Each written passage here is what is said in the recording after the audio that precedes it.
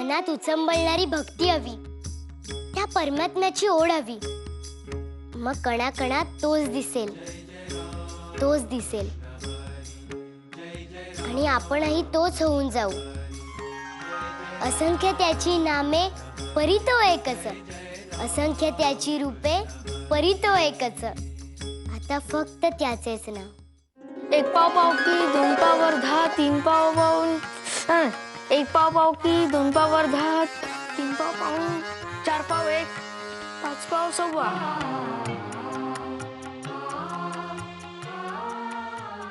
सहा पाव. अरे धपाटा देऊ काय? हा, अरे निम्मे शेंगदाणे इथेच फस्त केलेस ना तर अख्खा वरवंटा माझ्या डोक्यात बसेल. काय हो ताई?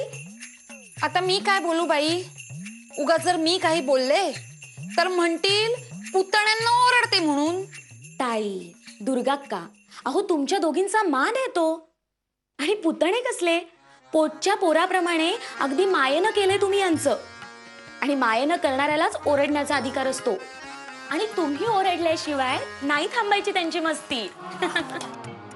अगो जने, या आता त्यांची आई चाली, सांगा त्यांनाच. अगो बाई, काय झाले काकू? अहो या निळकंठने कुठे चाललास आणि काय चालवलेस तू इकडे?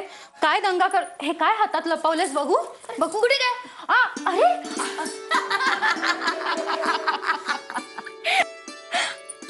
बाहेर पाहुणे आलेत. काय ग माई, कोण आलंय तरी कोण? बाळम भटजींबरोबर दोन गृहस्थ आलेत यांना भेटावयास. आमच्या चिरंजीवांबद्दल म्हणजे माधवरावांबद्दल सर्व माहिती आपणास आहे असे मी समजतो. होय, परंतु एक शंका मनी आहे. बाहेर ते गृहस्थ महादेवराव महादेवराव असे म्हणत होते आणि आपणाकडून तर माधवराव असे ऐकले, म्हणून.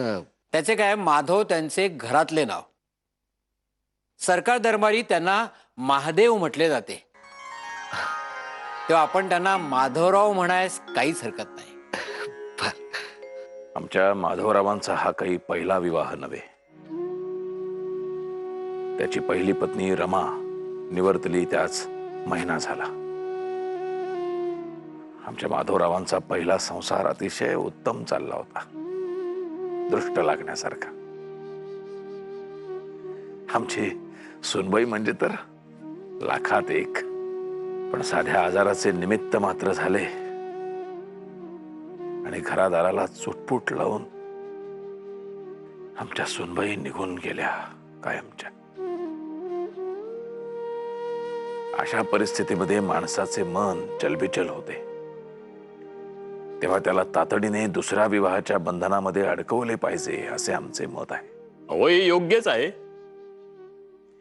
पण हा एक मुद्दा सोडला तर बाकी माधवराव शिक्षण, संस्कार, मान मरातब, विद्वत्ता या सगळ्यात उजवे आहेत. म्हणूनच आम्ही हे स्थळ अण्णासाहेबांना सुचविले. चांगले केलेत.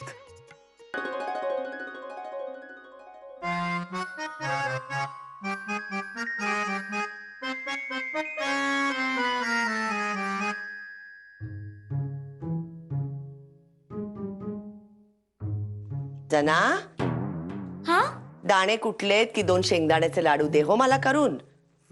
दुधाबरोबर खाईन म्हणते. हो हो देईन की.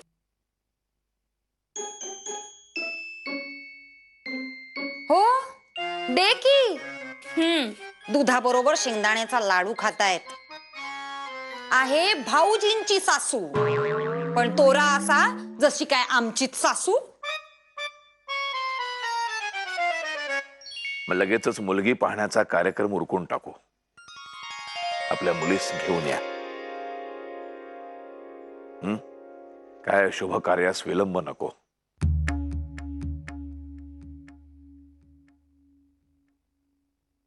अण्णासाहेब, गोविंदराव आपणास काही विचारतायत. अण्णासाहेब, क्षमा असावी, परंतु आमच्या घराण्याची रीत अशी की विवाह संबंध निश्चित झाल्याशिवाय आम्ही मुलीस घराबाहेर काढीत नाही. त्यामुळे आपण स्वतः किंवा आपल्या विश्वासातले कोणी येऊन त्यांनी मुलीस पाहिले तर बरे होईल. मुलगी पसंत पडली तर आम्ही तिला घेऊन येऊच, परंतु ते विवाहासाठी.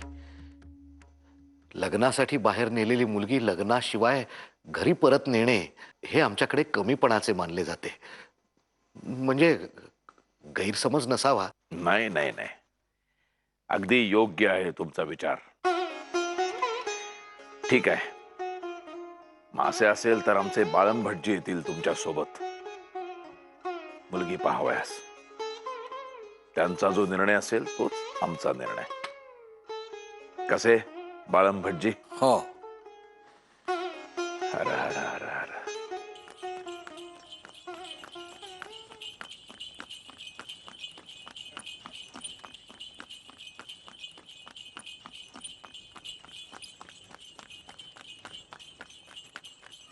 तुम्ही इतके अस्वस्थ का कुर्लेकर?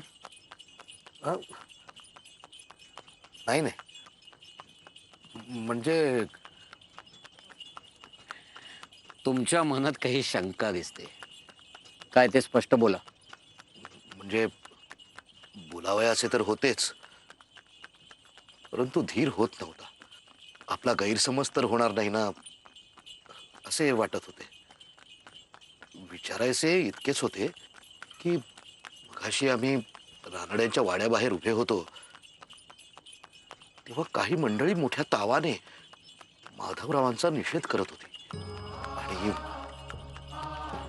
त्यांचा विषय लग्न संबंध हाच होता. बाळंभटजी, याचे दडपण माझ्यावर येणे स्वाभाविकच नव्हे काय? अगदी स्वाभाविक आहे. तुम्ही वधूपिता आहात कुर्लेकर, त्यामुळे तुमच्या मनात शंकाचे काहूर माजणे स्वाभाविक आहे आणि तुमच्या शंकांचे निरसन करणे हेही आमचे कर्तव्यच आहे. दोन घराण्यांचे संबंध आणि तेही विवाह मार्गाने जुळत असताना त्यात कोणतीही लपवाछपवी नसावी अशी आमची स्वतःची धारणा आहे. म्हणूनच धीर करून विचारले, काय काय प्रकार आहे हा सगळा? कुर्लेकर, आमचा माधव इंग्रजी बुके शिकून कायद्याच्या परीक्षेत अव्वल आलाय हे तुम्ही जाणताच. त्याला समाजात मोठा मान आहे. इंग्रजी विद्या शिकणाऱ्या बहुतेकांचा कल नव्या विचारांकडे असतो हेही तुम्हाला ठाऊक आहे. स्त्रियांचे शिक्षण व विधवांचा पुनर्विवाह या बाबतीत ही सगळी मंडळी उदारमतवादी आहेत आणि आमचा माधवही त्यास अपवाद नाही. म्हणजे एखाद्या विधवेशी पुनर्विवाह करण्याचा तर विचार नाही ना माधवरावांचा? नाही, माधवाचे वडील गोविंदराव तसे कदापिही होऊ देणार नाही आणि माधव त्यांच्या शब्दाबाहेर नाही हे नवमतवाद्यांनाही चांगलं ठाऊक आहे आणि म्हणूनच ते माधवाचा निषेध करण्यासाठी जमले होते. संकटच म्हणावयाचे हे. तुम्ही निश्चिंत राहा अण्णासाहेब. माधव वडिलांच्या आज्ञाबाहेर नाही ही काळ्या दगडावरची रेख समजा. मग ठीक आहे.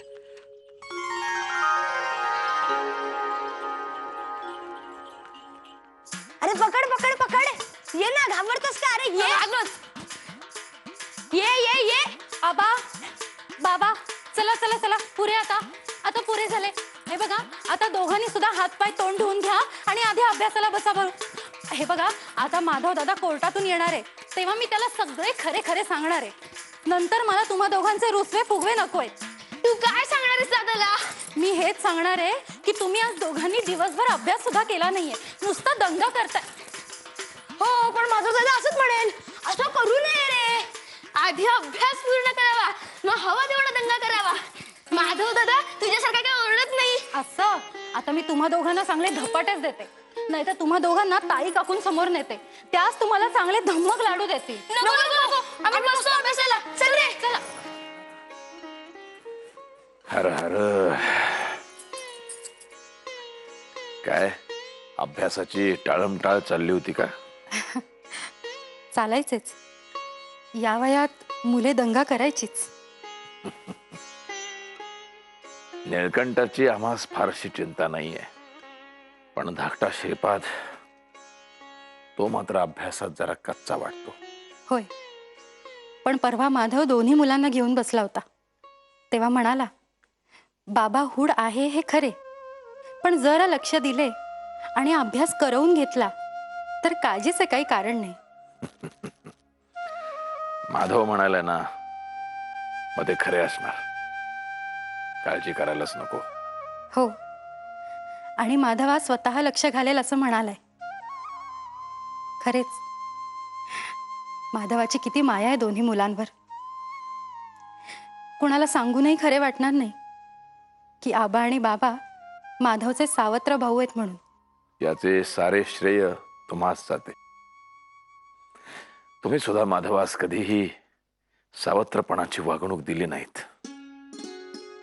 अगदी सख्या आईप्रमाणे प्रेम केलेत, त्याच्यावर माया केलीत.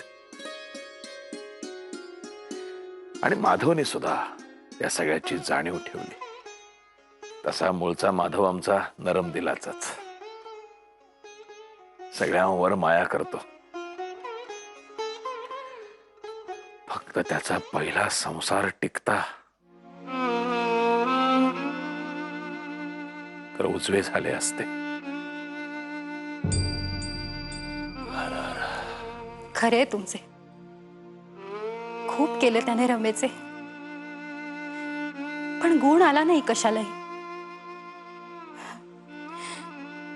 तिचा शेर संपला. माधवा तर हसणेच विसरलाय. नेहमी गप्प गप्प असतो. तिचे जाणे खोलवर लागले त्याच्या जीवास. हर हर हर. आम्हास भीती वाटते. माधवास विरक्ती तर येणार नाही ना? एकतर त्यास विरक्ती तरी येईल, किंवा मग तो नवविचारांचं आचरण तरी करेल. या दोन्ही मार्गापासून त्याला परावृत्त करून सरळ साध्या संसाराच्या पाशामध्ये अडकवलं पाहिजे, तरच सगळं सुरळीत होईल. अगदी खरे. मगाशी पांडुरंग सांगत होता की हो, बाळम भज्जींना पाठवलंय आम्ही एका ठिकाणी मुलगी पाहावयास.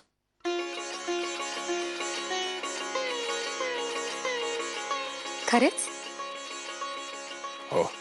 यमे, अगदी छान निरूपण केलेस हो. सगळ्यांना अगदी कौतुक वाटले.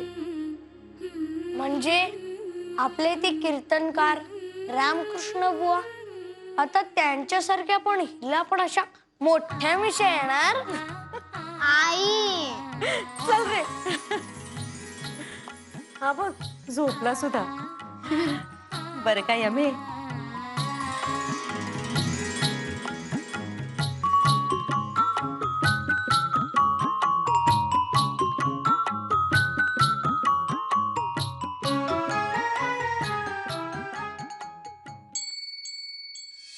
ही शेवरीची म्हातारी की नाही माझी खुशाली त्यांच्यापर्यंत पोहोचवते आणि त्यांची खुशाली माझ्यापर्यंत. खोटे बोलतीयस तू. म्हातारी का कुठे बोलते?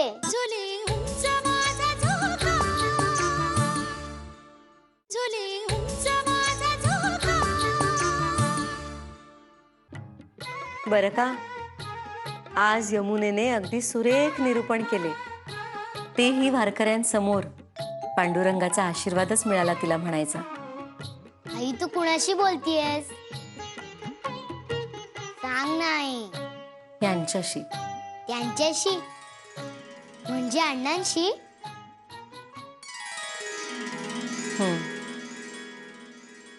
पण कशी? यमे, ही शेवरीची म्हातारी की नाही माझी खुशाली त्यांच्यापर्यंत पोहोचवते आणि त्यांची खुशाली माझ्यापर्यंत. हा? अगं हो.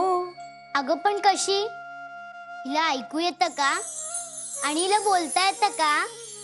यमे, असे आपल्यास वाटते, पण आत्ताच तू निरूपणात सांगितलेस ना की चराचरात चैतन्य भरलेले आहे म्हणून. यमे, आपल्या मनाची शक्ती फार मोठी असते. त्या मनाने आपण सारीकडे पाहिले ना तर पाने फुले सुद्धा आपल्याशी बोलू लागतात. खोटे बोलतीयस तू. म्हातारी का कुठे बोलते? मनाची भाषा मुकी असते, ती फक्त समजून घ्यायची. कशी? म्हणजे बघ, आता आपण सगळे इकडे आहोत आणि अण्णा बाहेर गावी तुझ्या लग्नाची बोलणी करण्यासाठी. पण ते जरी तिकडे असले तरी त्यांचे लक्ष मात्र इकडेच लागलेले असणार. आमची यमी जेवली की नाही, यमी दंगा करत असेल का, होय ना? हो. मग त्यांना आपली खुशाली कोण कळवणार? यमुनेच्या वडिलांना सांगा, आम्ही सारे इथे क्षेम आहोत, तुम्ही काळजी करू नका आणि तुमचे काम आटोपले की लवकर घरी या. आम्ही सर्व तुमची वाट पाहत आहोत.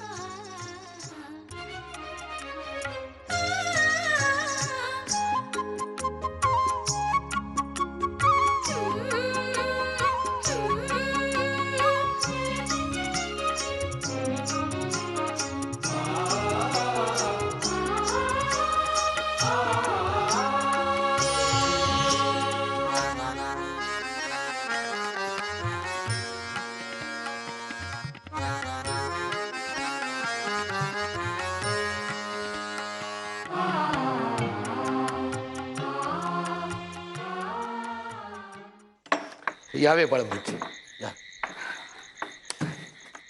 अण्णासाहेब, रस्ता फारच खास कळग्यांचा होता हो. होय. अंग दुखू लागलं टांग्यांच्या हिसक्याने. बाळंबटजी, आपण इथे मुक्काम करण्याचा निर्णय घेतला ते मोठे चांगले झाले. प्रवास लांबचा आहे, आपणास थोडी विश्रांती मिळेल. तेच योग्य होईल. उद्या एक भल्या पहाटेच आपण तरतीर्थ होऊन मग निघू. अगदी खरे. म्हणजे मुक्कामी वेळेवर पोहोचू. बाळंबटजी, घरातली पुरुष मंडळी प्रवासात असली की घरच्यांना त्यांच्या आणि त्यांना घरच्यांच्या खुशालीची काळजी असते. त्यामुळे उशीर व्हावयास नको. मुक्कामी वेळेवर पोहोचू. हा, या.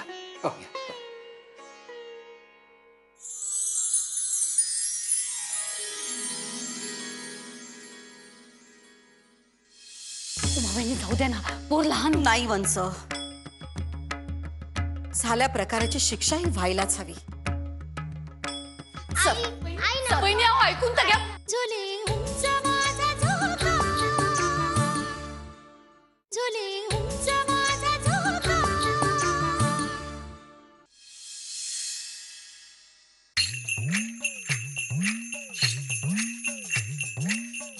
अरे अरे पोरा, तू गहू गहू उडवाल, बाहेर खेळा आधी, बाहेर खेळा.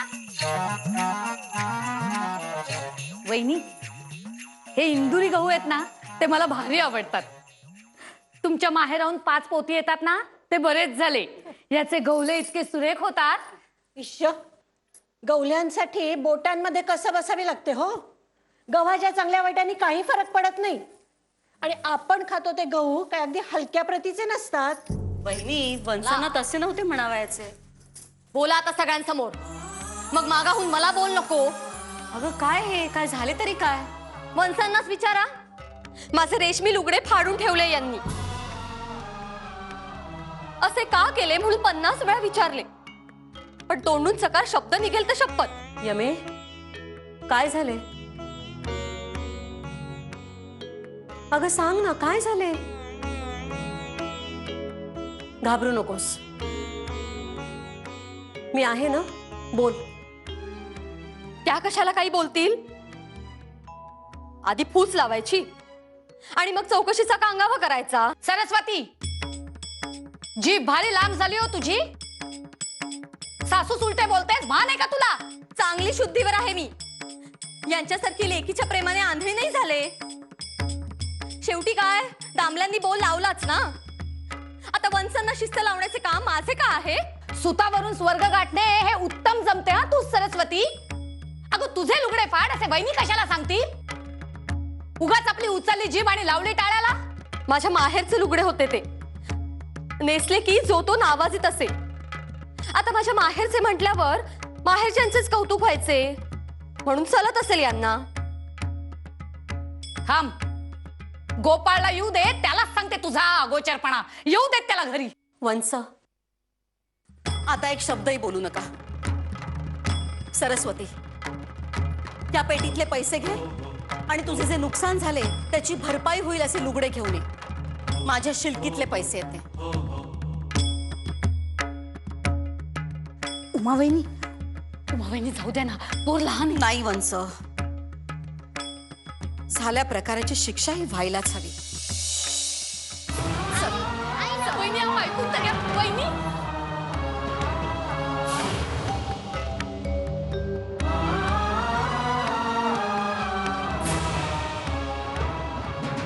आई नको ना ग आई.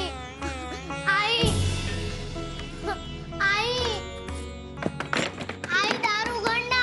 आई नको ना ग, चुकले मी. आई उघड ना दार. आई चुकले ग मी, उघड ना दार. आई उघड ना दार.